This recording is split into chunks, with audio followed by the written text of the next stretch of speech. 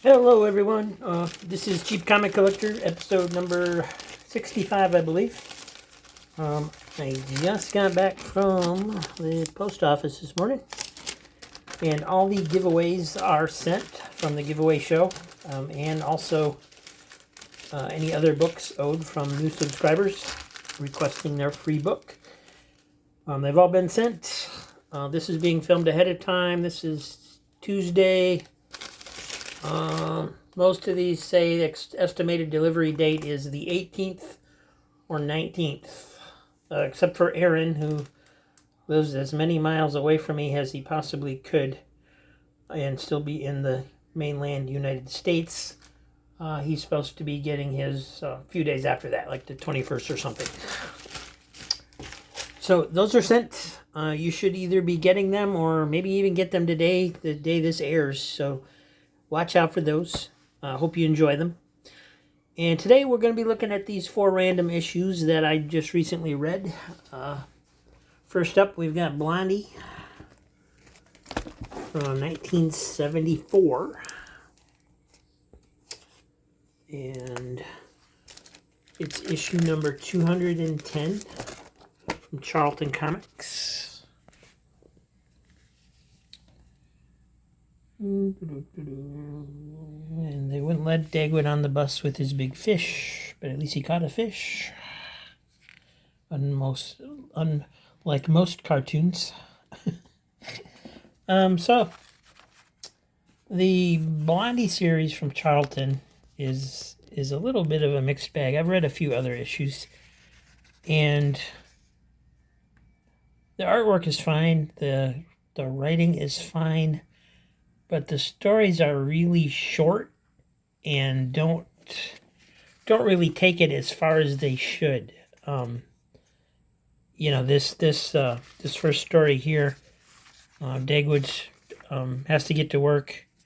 He loses his pants, so he ends up going to work in a taxi.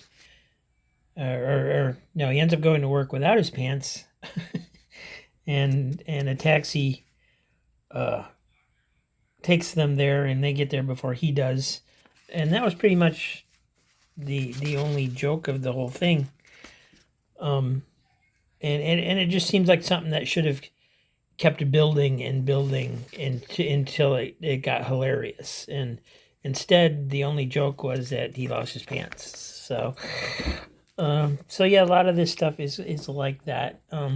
It's just the stories are too short, and they don't build into a payoff. But other than that, it's fine. It was seemed to be written with because of the short stories. It seems like it's kind of written with kids in mind, which is probably appropriate. And but here we have Daisy riding on the vacuum cleaner. That's a nice touch. Years before anybody had ever heard of a Roomba, so that's neat. And then there's this very odd strip in the middle called When Mama Was a Girl, and then it changes to But Today, and it just illustrates the differences of yesteryear and today on how girls acted. It's not really funny. It's just odd. And then you have another Dagwood story. And another one. And it's kind of a neat issue. There's a joke page called Laugh a Lot on the end, and no, I'm not going to read you the jokes. And there's yet another story with just pagers, and it kind of seems like they just illustrated whatever came to mind without regardless of whether it was a good idea or not, or building a story sense to it. But it was fun. And then from 2021, that's pretty recent, we have The Next Batman, Second Son, number 2. Now, I had never read this. I didn't really understand what was going on exactly. When I was looking up the issue online, it said that these are actually taken from digital comics that were put online. So there's a little bit of a difference there. The artwork is okay. It was created by these people, written by John Ridley, pencils Travel Foreman, inks by Mark Morales, John Livesey, and Travel Foreman. Cover was Doug Braithwaite, which is a fine cover. And the artwork inside is okay, but it's, I don't know what to say exactly. It has like a flat feel to it. There's no energy to it. There's no dynamic to it. And there could be, and I'll show you what I mean. This here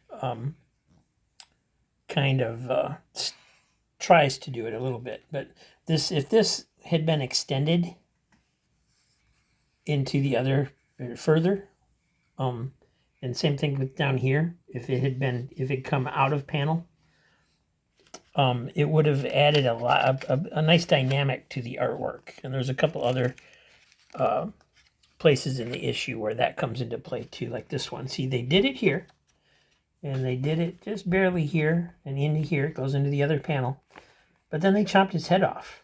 And if they had left his head there, it would have kind of and extended this a little bit. It would have brought it off the page. It would have looked like he was driving that motorcycle off of the page to you. And so I don't know if here again is the same thing. This would have been a great panel to do that with, where the wings going into the other panels and the arms coming out, and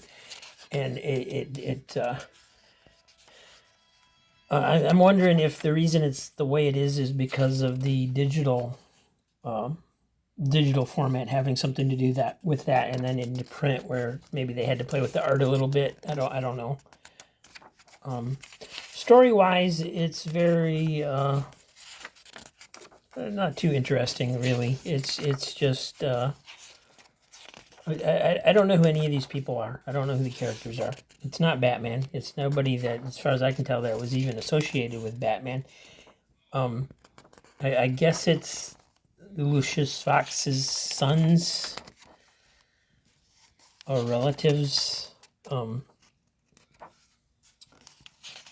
And it's okay. It gets into a little bit of a dynamic story with the further issue. I assume this girl's going to become the new rat catcher because of the way she's picking up her mask. And that was it. Didn't really make me want to pick up another issue. Didn't really make me wonder what happened in the first issue. Just kind of bland. And the artwork of the artist has got, like I said, it's got potential, but it's not quite there yet. It needs to look at the overall design of the page and get better. And then we have the first issue of Black Hood from DC Comics, their Impact Comics label, from 1991. Cover is nothing to write home about. It's just a figure with a black hood. And then the first page was a little bit fun because this is like the National Defiler, and they're making fun of like the National Enquirer type magazines.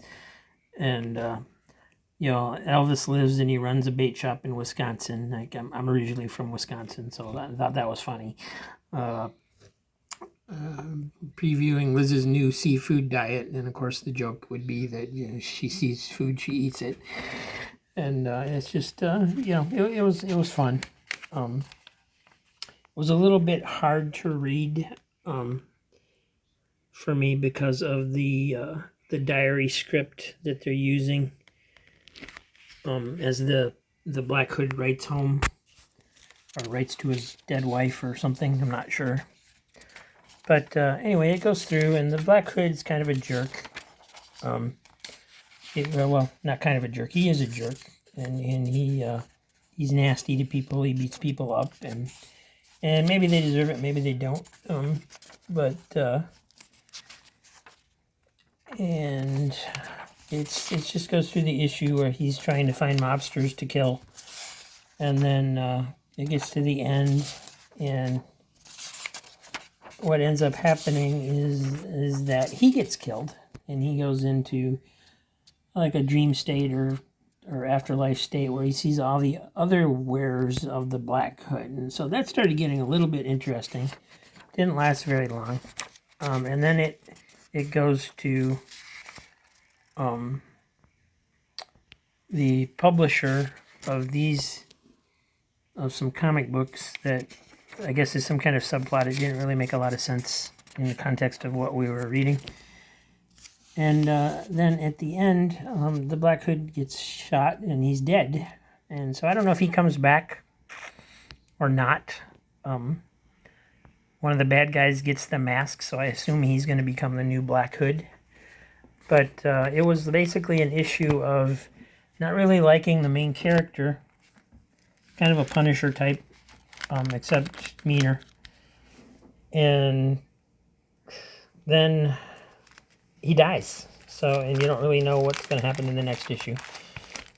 So that's what's that.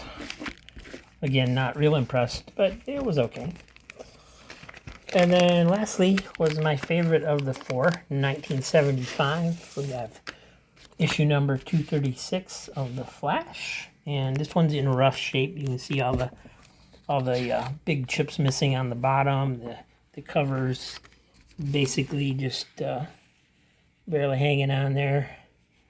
And I'm not really sure what to do with this one. I could tape it, but it's got so much missing at the bottom and stuff that I'd almost rather go ahead and laminate it. But it's still hanging on, and I hate to laminate something that's still that much on there.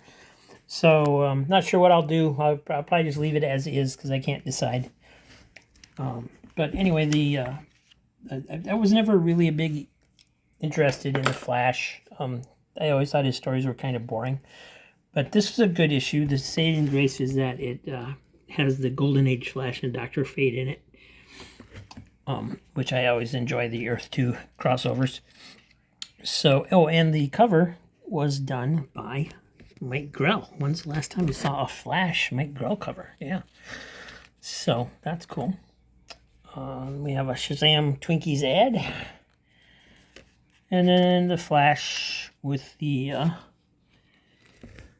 Carrie Bates writing and Irv Novick doing the art with Tex Blaisdell doing the inks. And, of course, edited by Julius Shorts. And the Flash's wife is missing. He's searching for her.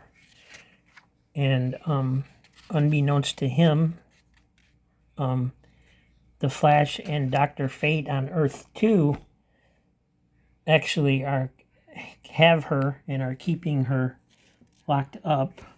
So that's kind of a mystery throughout the story. I won't give any more of it away. But it's... it was interesting, and they aren't reconciled at the end.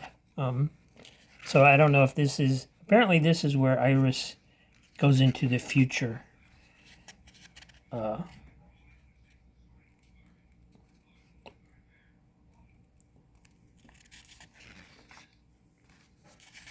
Which is something I barely know anything about, not being a Flash fan. So I do like the Wally West issues more than I did the Barry Allen stuff. So anyway, they send her into the future to look for a cure because of what's wrong with her. And then the Flash on his own is going to the future to look for her because that's where her parents live and thinks he can find her there. So that was the end of the issue. No backup, but it does feature the Dr. Fate and Jay Garrick from Earth 2. So that was pretty cool. I enjoyed that one. It was a fun read. And that's it for today. Thanks for watching. Thanks for being here. Thanks for subscribing. Please hit that like button. And I will see you tomorrow. Tomorrow we're starting to go through another short box with the DC series Convergence. So I will see you then. Take care.